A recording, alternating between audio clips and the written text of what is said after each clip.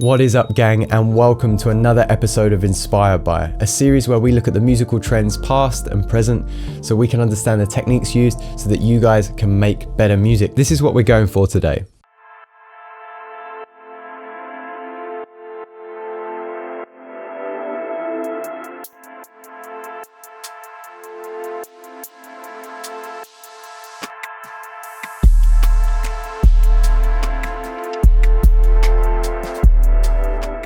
Something I struggle with is the fear of the blank canvas. Now, you'll know what I mean by this when you open up a project. You do want to make a piece of music, but you get stuck in the loop of selecting different kick drums, different snare drums. Then you have to create a melody and you're not really sure which key to pick. Something that I've been doing over the years is creating a sound bed. Think of it like the seabed. It's where all your music is going to sit on top of. This is very similar to how a painter might cover the canvas in different shades of paint before creating a portrait. In today's episode, I'm going to show you how you can take any melodic sound, turn it into an interesting pad or drone, or even a syncopated melodic pattern so that you can create a rule for your music to better compose to. It works great every single time that I do this, and what I try to do often is bank up a whole bunch of these sounds so that when I create my next piece of music, I have a huge selection to choose from. This one's a winner. Let's jump into it.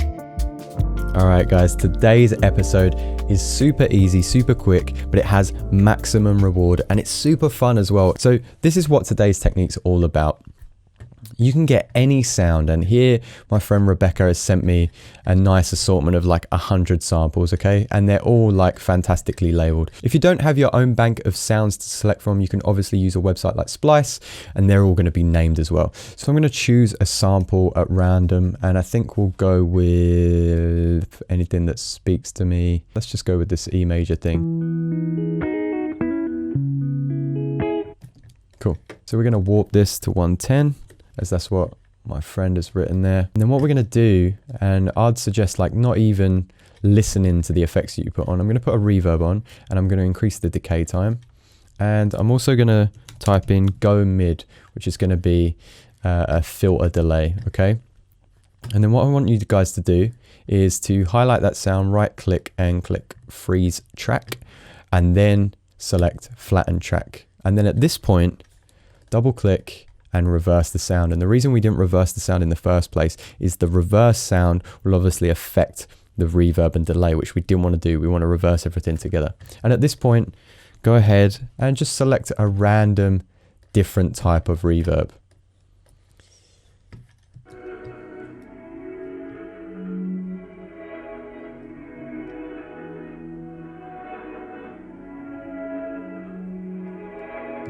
And at this point, you're at a crossroads. You can continue to edit this sound and add reverbs, reverse it again. So some of your effects are going backwards, but your sample's going forwards.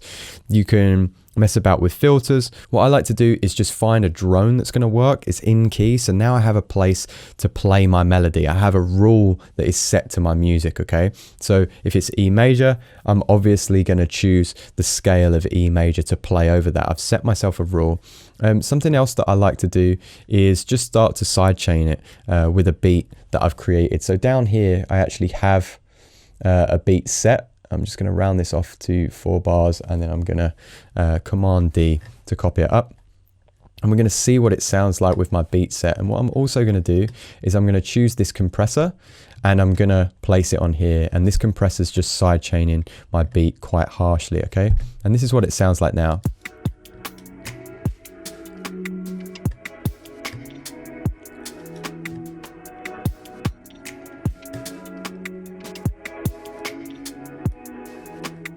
And I think I could probably loop that first section.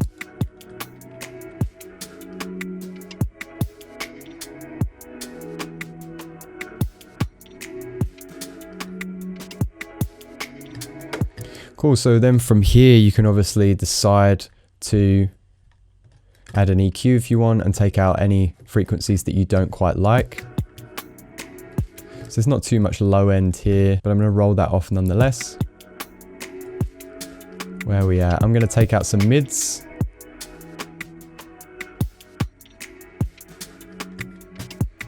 And then I'm just going to create a roll off here.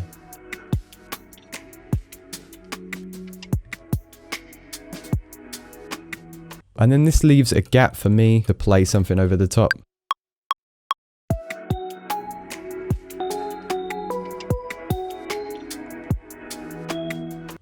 Cool, so I've set myself a little rule there. I know that the track is in E major, so I play to that scale, and I very quickly come up with a pattern that may or may not work. The main aim of this is that it brings a bit of fun back into your music creation, and secondly, it doesn't make that blank canvas as daunting as it once was. This way you can just throw sounds at the canvas, figure out what sticks, and try a bunch of different sounds to see what one you like best.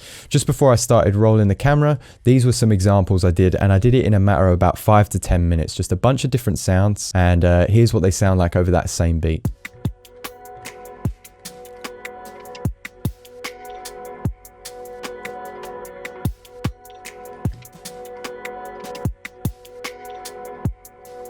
So with this, it was just this A major kind of chord pattern, and what I did is I just kind of chopped it up in different places, the loops that I liked there, and then added just some effects and a compressor. We go to this next example here.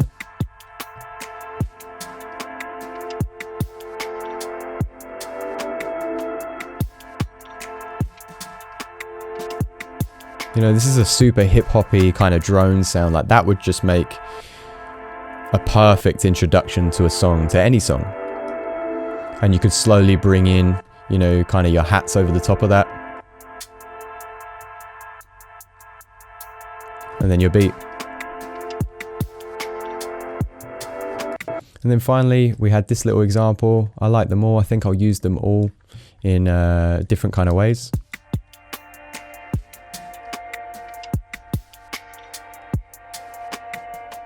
And these samples that I chose weren't anything that particularly stood out with the beat itself. I didn't try them with the beat beforehand. So if we choose that 95 B flat major sample, this is what it sounded like when it went in.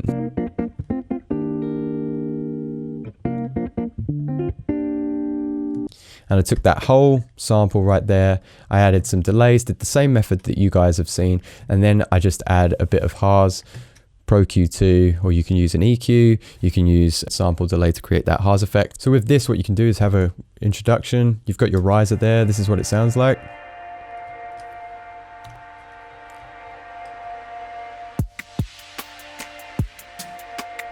And then you know what your beat's going to sound like. All you have to do is compose the melody. This is a great way to create a bunch of sounds and have a unique sound bank, or sound bed as I like to call it, to start your tracks with. I save them all into a folder, and then I'm free to just select and drag them into a project to see what works at the start of my project. I hope this video helps, guys. Feel free to share whatever you create at our Discord in the channel Share Your Work. As always, guys, if you did enjoy the video, please do like, share and subscribe. It greatly helps out the community. If you're interested in any of the gear that I use, you can visit my kit.co link below, and that'll take you to some of my Amazon affiliate links, which does help me out a tiny bit, but most importantly, helps you grab the equipment you need quickly. I currently have a couple of spaces left for my one-to-one production sessions, so feel free to hit me up if you want more information regarding that. As per, we've entered a new round in our bi-weekly beat battle, and you should definitely take part in that as well. And on that note, I want to jump to this guy to congratulate our winner. I've been working on my Discord, looking around, I've never been this bored. I got plans to be filthy rich, but right now my bank is saying that I'm piss poor. I've been working on my Discord, looking around, I've never been this bored. I got plans to be filthy rich, but right now my bank is saying that I'm piss poor.